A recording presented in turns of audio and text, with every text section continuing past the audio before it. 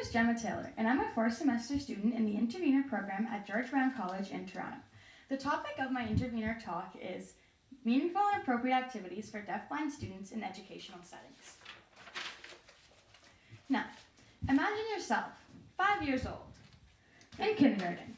You're about to go back to school, and you're so excited to get back, finish your painting in art class, see your friends, and continue reading that really cool story. But think, why are you really so excited? Do you enjoy seeing the pictures in the storybook? Or do you enjoy seeing your friends? Or the colors of the paint? Do you enjoy painting? Think about it. When you walk into a kindergarten class, what do you see? At a recent placement in my college program, I came to a huge realization about the education for students with deafblindness. Many preschool and primary level classrooms have amazing activity plans in place to provide interactive, engaging, and meaningful activities for students. Students listen to storybooks, look at pictures, draw, paint, sing, dance. Sounds fantastic, right? Yeah, exactly, it is. When it would be great, it would be the ideal setting for a typically developing child in preschool. But think about it all again, for a child who's deafblind. What is motivating them? Is it the colors? Is it the noises? Is it their friends? What are they getting out of the activities that you're doing? I worked in a preschool with a young boy who was completely blind with mild hearing loss. He seemed to enjoy most activities that he was doing as long as he understood the purpose of what he was doing, why he was doing it, and seemed to be pretty successful. Which, I mean, makes sense, right? You know, when you're doing something, you're doing it right, you want to continue doing it, it's going to motivate you to want to do it more. But unfortunately, for this young child, he was missing out on a lot of motivation, communication, and information. Remember, this young boy can't see everything that all of his sighted and hearing peers can see. He may not understand everything you're saying when you're using unfamiliar and new words, as he sits in darkness with no connection and is unable to understand what you're saying. For example, when a student's reading a storybook about a big moose in the big box, and there's lots of cool pictures and cool scenery on the pages, as well as some prompts being shown along with it. In this particular case, they had a big stuffed moose with a huge big box, which was really cool for all the kids who could see and knew what was going on. All the other students seemed really engaged and were laughing and giggling at the whole thing. They could see the moose, and they saw his leg coming out of the box and his arm coming out of the box and his head coming out of the box, and they were laughing and giggling, having a great time. And that's when I began to wonder. I looked over at Jack, we'll call him Jack, and I wondered, why is he crying, trying to get out of his chair during story time when all these kids look so engaged and are so interested? So I thought some more, and I thought, that's right, I got it. Jack can't see. This is pointless. He has no idea what you're talking about, so why on earth would he want to sit there and participate in these meaningless activities? Here, get this. Close your eyes, plug your ears, and listen to this. Ready?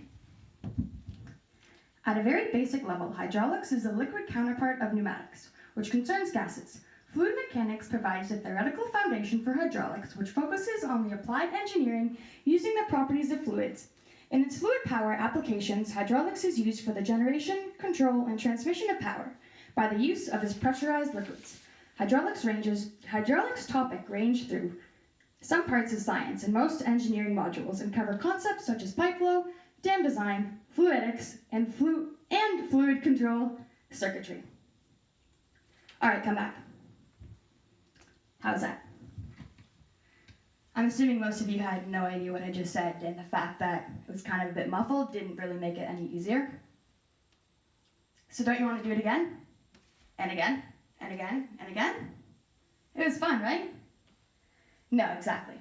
Why on earth would you want to sit in a chair and hear people talking nonsense about things that you don't understand over and over again, expecting you to sit there and pretend like you enjoy it? Remember, he's sitting there with little to no stimulation, not receiving any of the auditory or visual stimulation the other students are getting. No wonder he doesn't want to do it. So now, this is when the frustrating part comes in.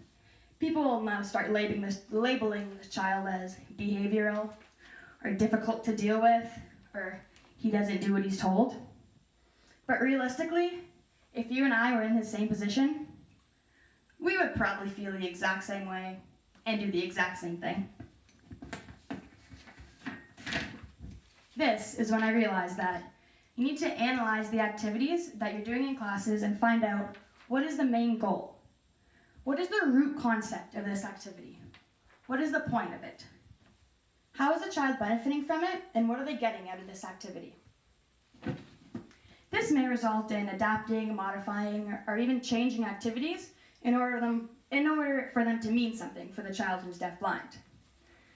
In a more recreational setting, for example, like I was saying, Jack at story time, so he'd have an intervenor.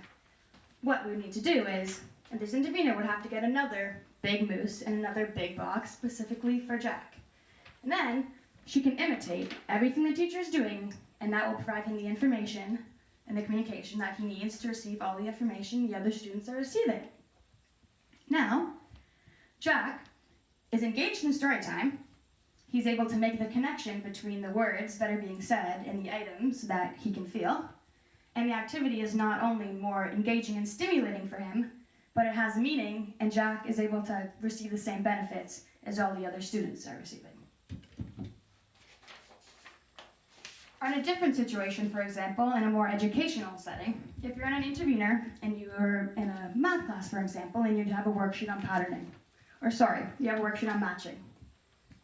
And the task is to match the people's colored shirts with their colored shoes. Most likely, the deafblind student is not going to be able to understand and complete the task successfully, as it's a slightly unclear of a task, as well there's a much more abstract concept involved in it. To make this activity more meaningful or suitable for the child, there's many things that you could do.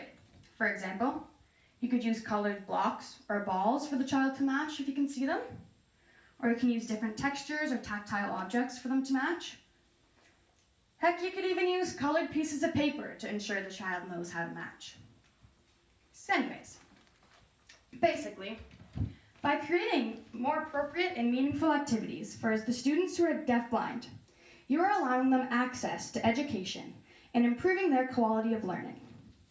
Next time you're creating or implementing any activity with a child who's deafblind, ensure that you are able to pinpoint the purpose of the activity, deliver the activity with their learning styles, and be sure you know how the child is benefiting from it.